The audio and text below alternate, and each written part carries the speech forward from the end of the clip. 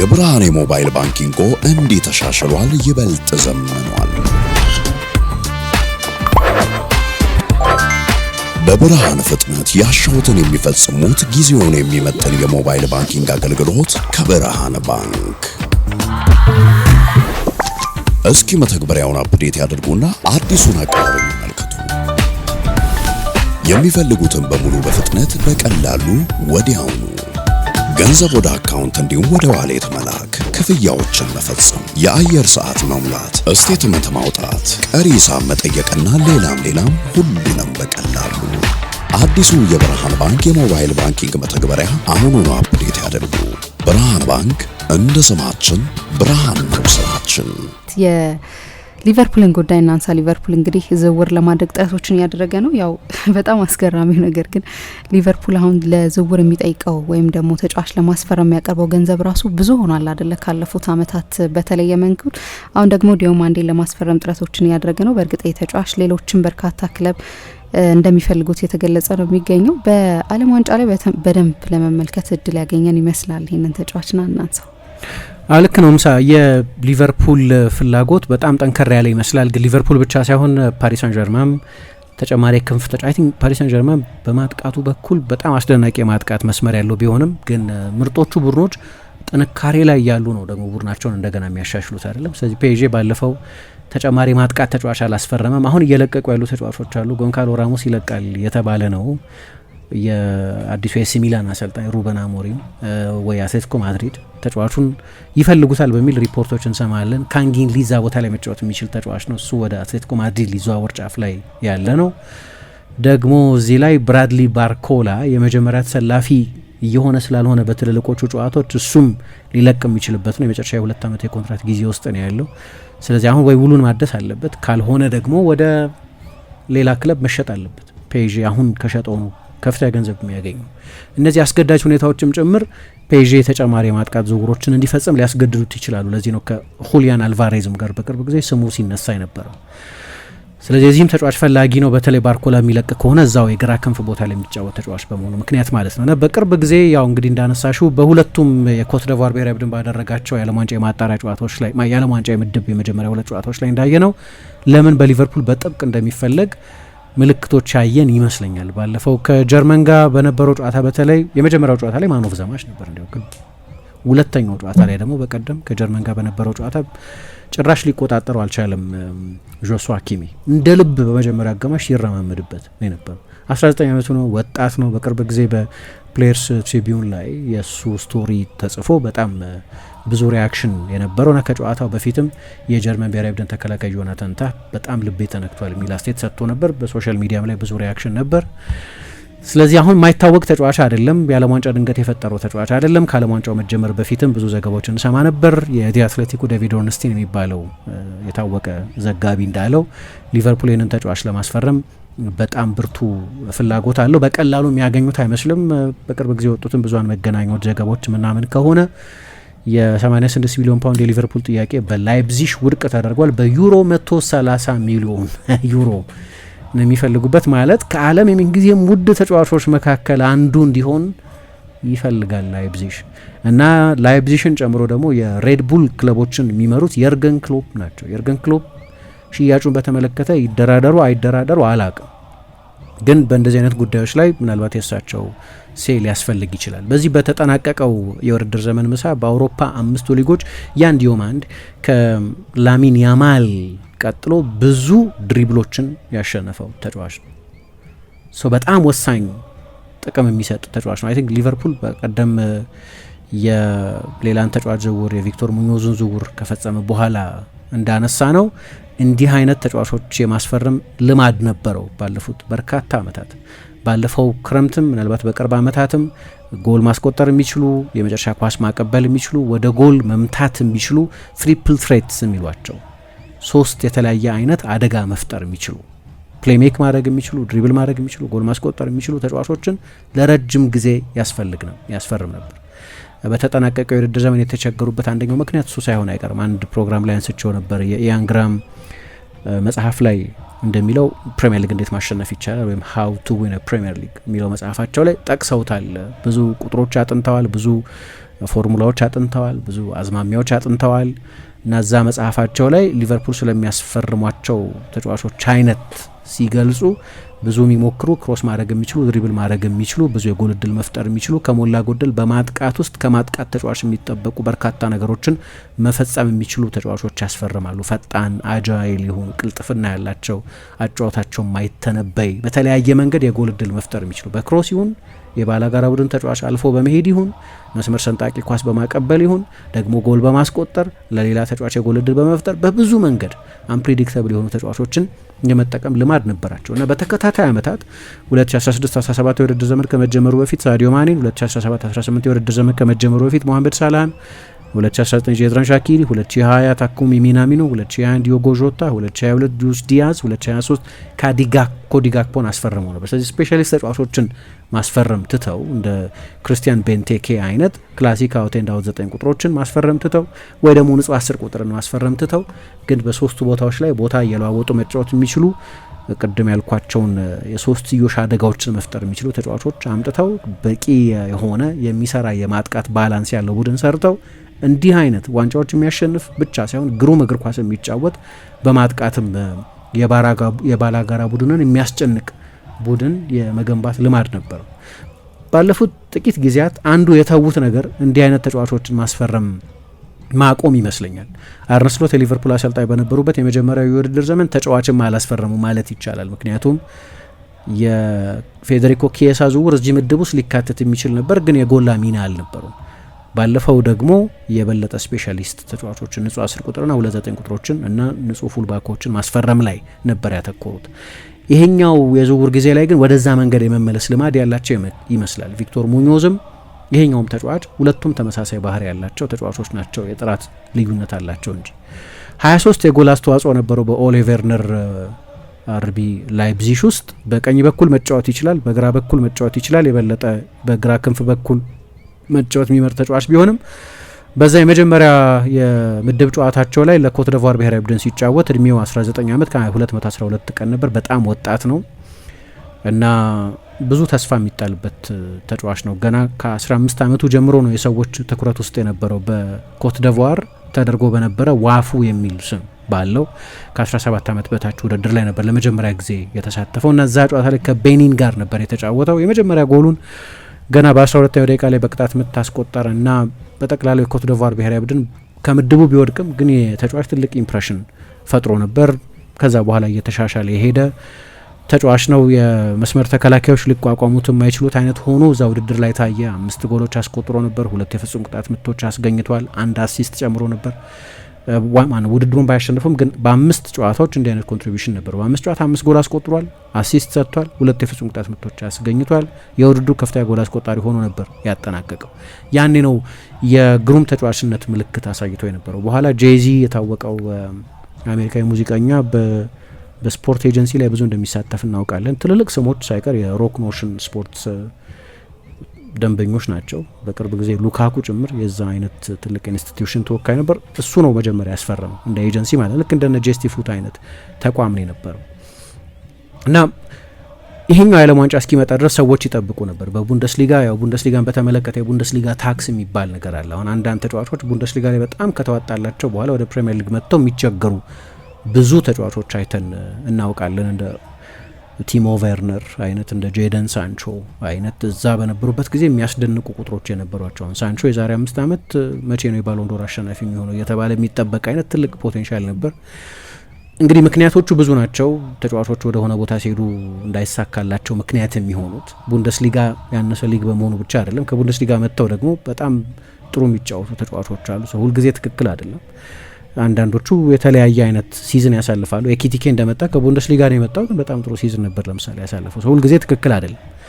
ግን የዓለም ዋንጫው ላይ ሰዎች ማየት ይፈልጉ ነበር ይህንን ተጫዋች እና በዛ ጨዋታ ላይ ከሁሉም ተጫዋቾች የበለጠ ብዙ ኳስ የነካው፣ ከሁሉም ተጫዋቾች በላይ 80 ኳስ ነበር የነካው፣ ከሁሉም ተጫዋቾች በላይ በርካታ የጎል እድል የፈጠረው። ከሁሉም ተጫዋቾች በላይ ብዙ የአንድ ለአንድ የነጠላ ፍልሚዎችን ያሸንፈው 11 ፍልሚያዎች ያሸንፈው ስለነበር 5 የጎል ዕድሎች ነበር የፈጠረው። ፕሮግሬሲቭ ኬሪ ደግሞ የሚባል አለ። ኳስ ይዞ አንድ ተጫዋች 5 ሜትርና ከዛ በላይ ወደፊት እየገፋ መሄድ ከሆነ 15 ጊዜ ይህንን አድርጓል። በመጨረሻው 30 የሜዳ መስመር ላይ በመጨረሻው 30 ሜትር እንላለን በልማድ ግን ፋይናል ሰርድ የሚባለው ላይ ብዙ ፓስ ያደረገው ተጫዋች እሱ ነበር። 22 ፓሶች አድርጎ ነበር። ሰው ምን ማለት ነው? አሁን የጠቀስኳቸው ቁጥሮች በሙሉ በተለያየ መንገድ የጎል እድል መፍጠር የሚችል ተጫዋች፣ ፓሶች በመስጠት ሊሆን ይችላል፣ ወደ ሶስተኛ ሜዳ ስፍራ ብዙ ፓስ በማድረግ ድሪብል በማድረግ ሊሆን ይችላል። ብዙ ድሪብል ያደረገው ተጫዋች እሱ ስለነበር ብዙ የጎል እድል የሚፈጠር ተጫዋች ነው። 5 የጎል እድል የፈጠረ ተጫዋች ነው። ሜዳ ውስጥ ከነበሩት 22 ተጫዋቾች ሁሉ ብዙ የጎል እድል የፈጠረው እሱ ስለሆነ ቅጣት ምት በማስገኘት ሊሆን ይችላል፣ ብዙ ፋውል የሚሰራበት ተጫዋች ስለሆነ እዛ የጀርመን ጨዋታ ላይ አሲስት ሰጥቷል። ከጨዋታው በኋላ ማን ኦፍ ዘ ማች የሆነው ለዚህ ነው። እንግዲህ የተጫወተው የመጀመሪያው ጨዋታ ከኤኳዶር ጋር ነበር። የኤኳዶር ብሔራዊ ቡድን ዋናው ጥንካሬ የመከላከል ጥንካሬ ነው። በኮፓ በላቲን አሜሪካ ዞን የዓለም ዋንጫ ማጣሪያ እንደ ኤኳዶር ብሔራዊ ቡድን ብዙ ክሊንሺት የጠበቀ እና ጥቂት ጎሎች የተቆጠሩበት ቡድን አልነበረም። የቻምፒየንስ ሊግ ፋይናሊስት የሆኑ 2 ተከላካዮች አሉት፣ ዊሊያም ፓቾ እና ፒየሮ ኢንካፒ። የፓሪስ ሳን ጀርመን የአርሰናል ተጫዋቾች ናቸው። ኦርዶኔዝ በጣም ጥሩ ተከላካይ ነው። ከነሱ ፊት እንደ ሞይሰስ ካይሴዶ አይነት በጣም ጥሩ የአማካይ ተከላካይ አለ። ከእንደዚህ አይነት ቡድን ጋር ተጫውተው ነው እንዲህ አይነት በጣም አስደናቂ ፐርፎርማንስ ያሳየው። እንዲያውም ከጨዋታው በኋላ አንድ ስታት አይቼ ትኩረቴን ስቦት ነበር። ኦፕታ እንግዲህ ኦፕታ ከ1966 ጀምሮ ነው የዓለም ዋንጫ ቁጥሮችን መመዝገብ የጀመረው እና በአንድ ጨዋታ 5ና ከዛ በላይ የጎል እድል የፈጠረ 5 ሲደመር ከዛ በላይ ታክል የነበረው 10ና ከዛ በላይ የአንድ ለአንድ የነጠላ ፍልሚዎች ያሸነፈ 10ና ከዛ በላይ ጊዜ የተጋጣሚ ቡድን የፍጹም ቅጣት ምት ሳጥን ውስጥ ኳስ የነካ ተጫዋች ለመጀመሪያ ጊዜ ነው እዛ ጨዋታ ላይ እነዚህን ሁሉ ቁጥሮች ያስመዘገበ ተጫዋች በሚል የሚገርም ፍላተር የሚያደርግ በጣም አስደናቂ ስታት አሳይቶ አይቻልም። ሊቨርፑል እንዲህ አይነት ተጫዋች ያስፈልገዋል። አሁን አንደኛ ሞሐመድ ሳላህ ለቋል፣ የክለብ ሌጀንድ ነው። ስለዚህ ተተኪ ተጫዋች ማምጣት አለባቸው። የሳላህ ተተኪ ለመሆን ገና 19 ዓመቱ ነው ይሄ ልጅ። የሚቀጥለው ሲዝን ከተጀመረ በኋላ ነው 20 ዓመት እንኳን የሚሆነው። ስለዚህ ከባድ ኃላፊነት ነው ሳላህን መተካት። ግን ዞሮ እንዲህ አይነት ካራክተሪስቲክስ ያለው ተጫዋች ያስፈልጋቸዋል። በቅርብ ጊዜ የሚወጡ አንዳንድ የእንግሊዝ ብዙኃን መገናኛዎችን ሪፖርት የምንሰማ ከሆነ ደግሞ ኮዲ ጋክፖ ሳይቀር ሊለቅ ይችላል፣ ቶተናም እየፈለገው ነው የሚል ሪፖርት እየሰማን ነው። ጥሩ ሲዝን አልነበረም ለኮዲ ጋክፖን በግል። ዲያዝ ከለቀቀ በኋላ ሊቨርፑል እዛ ቦታ ላይ ሌላ የክንፍ ተጫዋች አላመጣም። ለዚህ ነው አሁን ቡድን ውስጥ ካሉት ተጫዋቾች ሁሉ የበለጠ ድሮ ሊቨርፑል ያስፈረማቸው ነበር ያልኳቸው ተጫዋቾች አይነት የሚመስለው ሪዮ እንጋሞሃ የሆኑ እና ያስፈልገዋል ሊቨርፑል እንዲህ አይነት ተጫዋች። አንድ የገረመኝ ነገር ግን እንዲሁ አሯሯጡ ሊሆን ይችላል ስታዩ ባለፈው ከጀርመንም ጋር ከኢኳዶር ጋር በነበሩትም ጨዋታዎች የሚያታልል አይነት ፍጥነት ነው ያለው። ምን ማለት ነው? እንዲሁ ስታዩ በጣም ሯጭ አይመስልም። በቶርሶ ምክንያት ሊሆን ይችላል ወይ አላቅም፣ ግን በጣም አደገኛ ምንድነው ቼንጅ ኦፍ ፔስ የሚሉት እነሱ ድንገት ፍጥነት የመለወጥ አቅም ያለው ተጫዋች። አክስለሬሽኑ በጣም አስደናቂ። ለዚህ ነው የመስመር ተከላካዮችን እሱ ሜዳ ላይ እነሱ አሸዋ ላይ የሚሮጡ ይመስላል የሚያስብለው። አሸዋ ላይ መሮጥ ከባድ ነው እና ልክ እንደዛ ያስመስላቸዋል። ምክንያቱም በጣም ትልቅ ፍጥነት የመለወጥ በመጀመሪያዎቹ ጥቂት ሜትሮች ላይ በተለይ አክስለሬሽኑ በጣም ኃይለኛ ነው እና ደግሞ አሁን የአውሮፓ እግር ኳስ ላይ ምን አንድ አዝማሚያ ሲቲም በጓርዲዮላ አሰልጣኝነት እንዲህ አይነት ልማድ እያየን ነው። ቡድኑ የበለጠ ፈጣን የሆኑ የበለጠ አንድ ለአንድ ፍልሚያዎች ማሸነፍ የሚችሉ በድሪብል ማለፍ የሚችሉ የተጋጣሚ ቡድን በነጠላ የመስመር ተከላካዩን የሚያገኙ ከሆነ በፍጥነታቸውም በቴክኒካዊ ክህሎታቸውም ማለፍ የሚችሉ ተጫዋቾች ብዙ ሲጠቀም አይተናል። አሁን ራሱ ከዚህ በፊት እንደተናገረው የእግር ኳስ አዝማሚያ ወደ እንደዛ አይነት አዝማሚያ የበለጠ ቀጥተኛ ወደ መሆን እየተለወጠ ነው የሚል አስተያየት ሰጥቶ ነበር። ስለዚህ ዶኩን እና ሴሜኞን አንድ ላይ ሲጠቀም አይተናል። ፔዤ በክንፍ ተጫዋቾቹ ነው 2 ተከታታይ ዓመታት የቻምፒየንስ ሊግ አሸናፊ የሆነ። ባርሰሎና 2 አስደናቂ ክንፍ ተጫዋቾች አሉት፣ ራፊኛና ላሚን ያማል። እዛ ላይ ነው አንቶኒ ጎርደንን ያስፈረመው። ሪያል ማድሪድ እንደ ቪኒሲየስ ጁኒዮር አይነት አስደናቂ የክንፍ ተጫዋቾች አሉት። አርሰናል ወደ ገበያው ይገባል ተብሎ ይጠበቃል የመስመር ተጫዋች ለማስፈረም በግራ ክንፍ ተጫዋች። በተለይ ማንቸስተር ዩናይትድ ግራ ክንፍ ቦታ ላይ ተጫዋች ይፈልጋል። ለዚህ ነው እንደ ክራይሴንሲዮ፣ ሰመርቪል አይነት ተጫዋቾች ስማቸው በቅርብ ጊዜ ሲነሳ የነበረው። እንደ ሰመርቪል አይነት ተጫዋቾች ሬር በመሆናቸው ምክንያት ጥሩ ሲዝን ቢያሳልፍም ግን አሁን እሱን ይፈልጉታል በሚል ስማቸው የሚጠቀሱት ክለቦች ትልልቅ ክለቦች ናቸው። ፓሪስ ሳን ጀርማን፣ ማንቸስተር ዩናይትድ አይነት ክለቦች ማለት ነው። የእግር ኳስ አዝማሚያም እንዲህ አይነት ተጫዋቾችን የበለጠ የሚፈልግበት ጊዜ ነው እና እዛ ጨዋታ ላይ የኤኳዶር ብሔራዊ ቡድን ዝም ብሎ ብሔራዊ ቡድን አይደለም፣ ወርልድ ክላስ ተከላካዮች ያሉት ቡድን ነው እና በተለይ ፒየሮ ኢንካፔ በፍጹም ሊቆጣጠሩ አልቻለም። ኢንካፔን ማነሳበት ምክንያት አርቴታ የበለጠ እሱን ይጠቀምበታል አይደለም፣ በ1v1 የተሻለ ነው ብሎ ስለሚያምን የቻምፒየንስ ሊግ ፋይናል ላይ እንዳየ ነው። በእርግጥ ካላፊዮሪ ፊት አልነበረም የሚል አስቴት ተሰጥቷል። ከዛ በኋላ ግን ዱዌን ለመቋቋምም የተሻለ ዲፌንሲቭ ፉልባክ ነው በሚል ስለታመነበት ነው። ያንን ኃላፊነቱን ደግሞ በሚገባ ተወጥቷል በመከላከል በኩል። ይህንን ተጫዋች ነው ሲያንከራትተው ያየ ነው።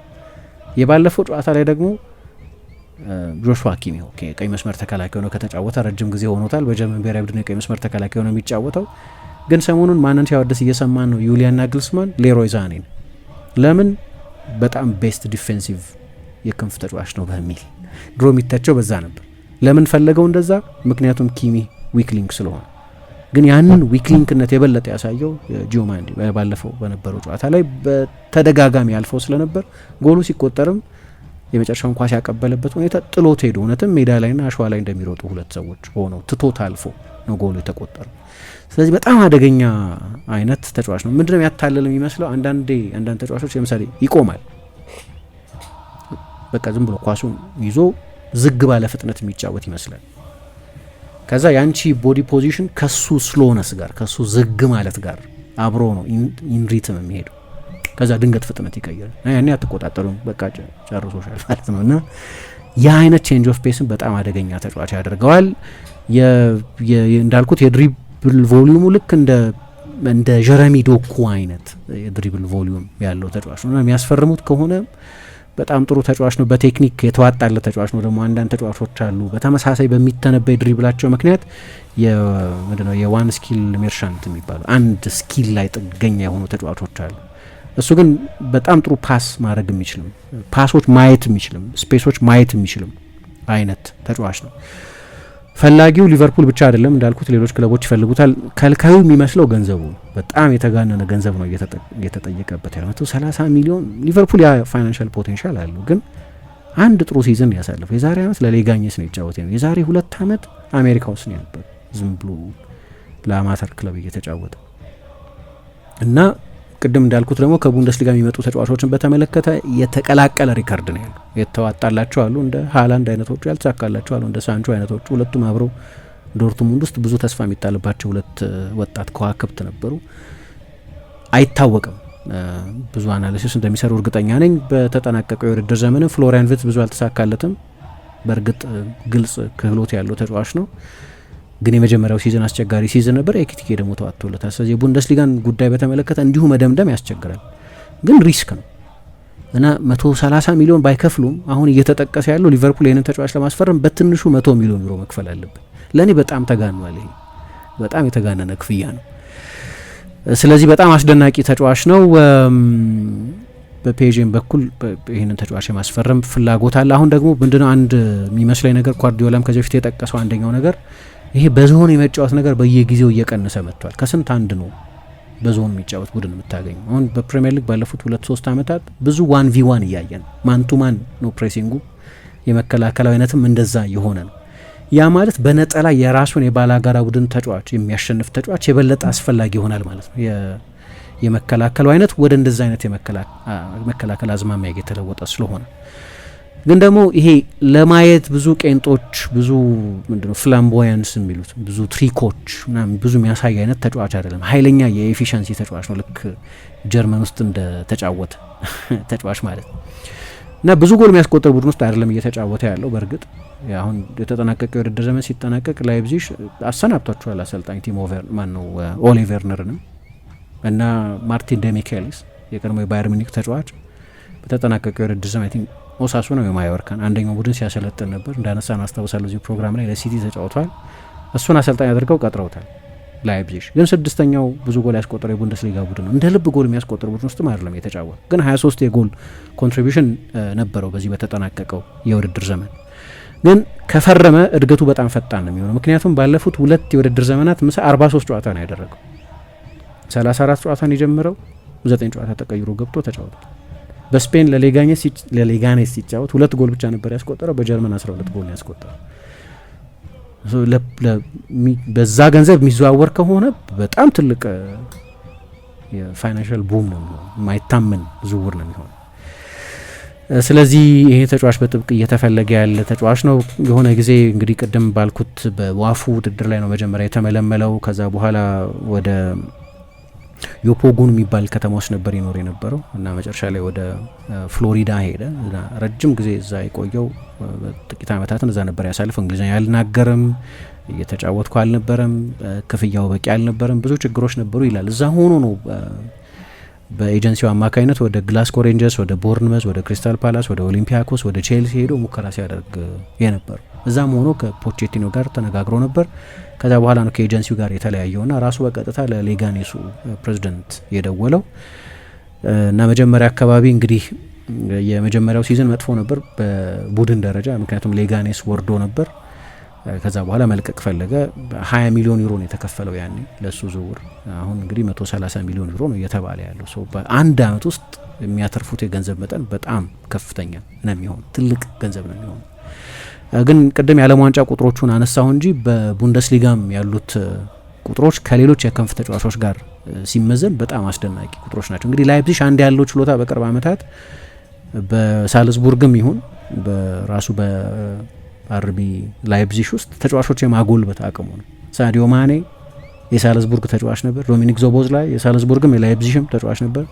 ኤርሊንግ ሃላንድ የሳልዝቡርግ ተጫዋች ነበር። ቤንያሚን ሼሽኮ የላይፕዚግም የሳልዝቡርግም ተጫዋች ነበር። እንዲህ ያልኩ በጣም በርካታ ተጫዋቾች መጥራት ይችላሉ። ትልቅ የልህቀት ማዕከል ሊባል ይችላል። ፈጣን ነው። በቡንደስሊጋ ሁለተኛውን ፈጣን አክሰለሬሽን ያስመዘገበ ተጫዋች ነው። 36.3 ኪሎ ሜትር ነበር የሮጠው። ግን ፍጥነት ላይ ብቻ ጥገኛ አይደለም። ቅድም እንዳነሳሁት ከፍጥነት ውጪም ሌሎች ብዙ ክህሎቶች ያሉት ተጫዋች ነው። የሁለት እግር ተጫዋች ነው። ያሁን የመጀመሪያዎቹ 10 ፕሮፌሽናል ጎሎቹን ብታይ በሌጋኔስ እና በላይፕዚግ 5ቱን በግራ እግሩ 5ቱን በቀኝ እግሩ ነው ያስቆጠረው። ስለዚህ በጣም አሪፍ የ50-50 ስፕሊት አለው። በተለያየ መንገድ ጎል ማስቆጠር የሚችል ተጫዋች ስለሆነ ወደ ውስጥ መግባት ይችላል ሰብሮ በቀኝ በግራ በኩል እንደሚጫወት የቀኝ ክንፍ ተጫዋች። ቀኝ ላይ ሲጫወት ደግሞ በጣም ጥሩ የባይ ላይን ተጫዋች ነው። ክሮስ ወደ ሳጥን መላክ ይችላል። በቡንደስሊጋ አንደኛ ነው ዱዌሎች በማሸነፍ። በድሪብል አቬሬጅ አንደኛ ነው። በየጨዋታው 4.6 የድሪብል ሰክሰስ አለ። በጣም ትልቅ ቁጥር ነው ይሄ። በተጠናቀቀው የውድድር ዘመን ጎል ሲደመር አሲስት የ0.8 የጎል አስተዋጽኦ የነበረው ተጫዋች ነው። ክሬተር ነው። ግለኛ ተጫዋች አይደለም። እንግዲህ አንዱ ትልቁ ጥያቄ በተለይ የሳላ ተተኪ የሚሆን ከሆነ ሳላህ ያለው ትልቁ ችሎታ የሾት ቮሊዩም፣ አንዳንድ ጊዜ ራስ ወዳድ የሚያስመስለው እሱ ነው።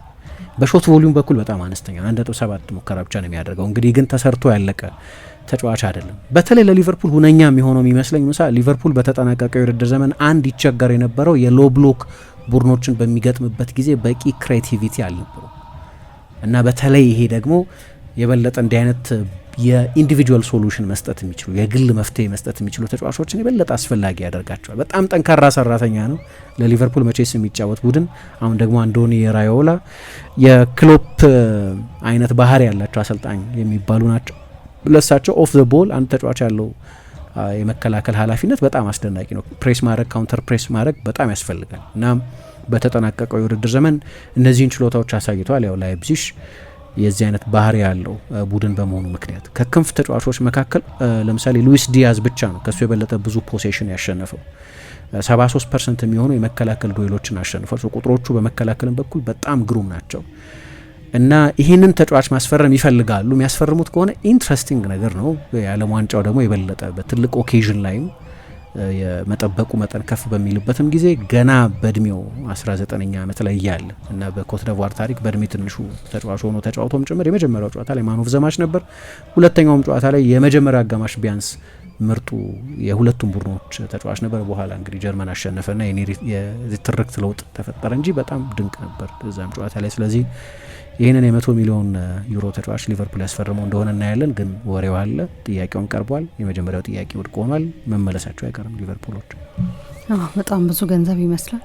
በእርግጥ ሊቨርፑል ባለፉት የውድድር ጊዜያት ካወጣቸው ገንዘብ አንጻር ሲታይ ፖቴንሻሉ አለ። ሊቨርፑል በአመታት ውስጥ በነበራቸው ብልህ የዝውውር የቢዝነስ ውሳኔዎች ግን ደግሞ በአንድ አመት ውስጥ ሶስተኛው ተጫዋች ሊሆን ነው ማለት ነው። ለኢሳቅም ለፍሎሪያን ቨርትስም ከፍለዋል። የኤኪቲኬም ከ80 ሚሊዮን ዩሮ በላይ ነው። ትልቅ ኢንቨስትመንት ነው። ጥያቄ ከሆነ ትልቅ ኢንቨስትመንት ነው። ስለዚህ ከየርገን ክሎፕ መልቀቅ በኋላ በጣም ብዙ ገንዘብ የሚያወጣው ቡድን እየሆነ ነው ማለት ነው ሊቨርፑል። ግን በፕሪሚየር ሊግ ብናየው ወይም በየሳምንቱ በምንመለከተው ሊግ ላይ ብናየው በጣም ጥሩ የሆነ ተጫዋች ይመስላል እና ለሊቨርፑል ቀጥሎ የሚያቀርበውን ገንዘብ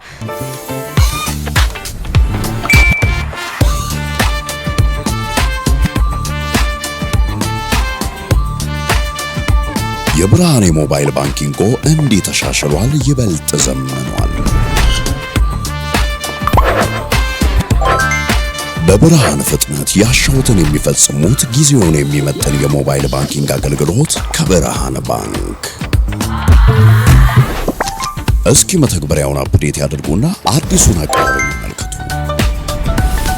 የሚፈልጉትን በሙሉ በፍጥነት በቀላሉ ወዲያውኑ ገንዘብ ወደ አካውንት እንዲሁም ወደ ዋሌት መላክ፣ ክፍያዎችን መፈጸም፣ የአየር ሰዓት መሙላት፣ ስቴትመንት ማውጣት፣ ቀሪ ሂሳብ መጠየቅና ሌላም ሁሉንም በቀላሉ።